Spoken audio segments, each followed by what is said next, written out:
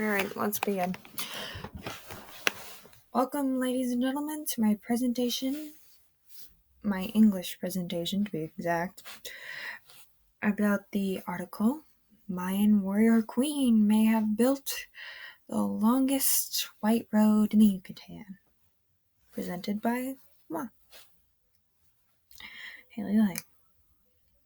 I hope you enjoy. We're going to start with the basics of journalism. We're going to start with the headline, the title. It's supposed to grab the reader. It's supposed to help them understand what the article is about. It's supposed to hook them. It's supposed to do all these things. But in my opinion, this article kind of falls flat on that. The title's meh at best. Your opinion might differ for that, but I'm the person with the mic, so I'm the person everyone's listening to. The title's meh because it doesn't really hook anyone in unless you're a history buff like myself. And it does kind of give you information about it, but would have been interesting to see the hook of some sort. Anyway, underneath my headline was my byline. Bylines can also be found at the bottom of articles, but this one it was underneath. The byline to this article is doing all its jobs flawlessly. It tells us who it was by, when the article was done. It even tells us who employs this author, which is great. There's nothing much to say about the Bible. It's aptly named. Anyway, underneath on my side, you'll see is the subheading, which is supposed to give us a little bit more information and hook us in as the readers. And honestly, the subheading is what hooked me into this article. I needed to know the answer for this question. It was but it does not give any information, any extra information. So it's okay. It's okay. But it does hook you in. So honestly, the byline was great. The subheading and the headline should have kind of been switched around, in my opinion. And if you want to check out this article for yourself, link is at the top of this slide. Enjoy. Alright, this article is a good example of an analysis article. So the author's stance, purpose aren't exactly front and center. There's no personal view of the author's point of author.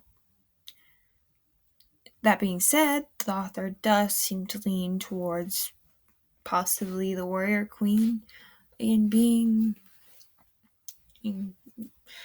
building this massive road just for an invasion. And that's evident by the author bringing in archaeologists such as Travis Stilton of the University of California and Tracy Ardern, an archaeologist at the University of Miami, who both agree with him on his sentiment that the warrior queen was more likely to be, war. And author also references some unnamed archaeologists who agree that Lady, and I'm gonna butcher this, Kewil Aja was ruthless, and how it would be a complete character of hers to create a road specifically to invade another city. Some code and some conventions found in this text are an ambiguous ending, where it talks about how it is unknown whether or not those who built the road did so of their own accord or were forced to do such. The ending leaves the reader thinking about the article. So that's positives of ambiguity endings in articles, are that they leave the reader thinking about what the author said. We also get references to the archetypes such as warrior and queen. Everyone knows what a warrior is, and everyone knows what a queen is. We're able to connect back to those. We're able to cling on to those. We're able to understand those familiar things, and we're able to see Lady Kawil Aja as a warrior, as a queen, because of these words, these archetypes that we connect back to. We also get a rhetorical question in our subheading, which draws the reader in, as it did with me. It never gets answered whether she did it for peace or war. We think it's for war. We might be wrong. No one was there, and documents from that time are few and far between, very illegible. We also get an anecdote about an archaeologist from the Carnegie Institute of Science in Washington, D.C., who back in the 1930s walked the entire distance of the White Road, though through the interviews that help build credibility in our article, we come to learn that the archaeologist said it was a straight line, and it isn't exactly straight. It has quite a few turns. The interviews are also considered a code of convention in journalism. Yeah, I already said how they build credibility. Alright. There was one more code of convention I didn't talk about, and I left it for here because it fits here. It fits better here. In the lead, or some people know it, the beginning. And that code of convention that I've already talked about briefly is diction. Specifically the word ruthless. It's said in the lead. This word adds flair to the otherwise boring in lead. It's intrigue. How is this warrior queen ruthless? We want to know. The author wants us to want to know. The author uses this diction exactly to make us wonder, to make us question, to make us think about the article. You just read the subheading and you're hooked. You constantly think, well, did she build it for peace or war? You read on into the lead, and you're thinking, wait, she's ruthless? How is she ruthless? What did she do that was so ruthless? And by that time, you're already stuck. The author's got you. Like a spider in a spider's web. Like a fly in a spider's web. Doesn't really make sense. Anyway, moving on. The author's stance, as I have already said, is not personal. So it isn't exactly easy to spot. Nevertheless, there is development. We first start talking about the warrior queen, and as we article slowly progresses, we start to understand that the author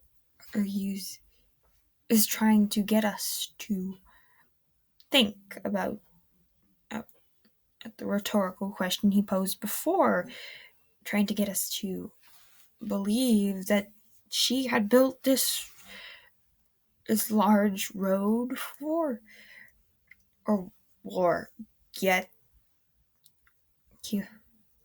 Koba was a central city. It had roads connecting to a bunch of different uh, settlements.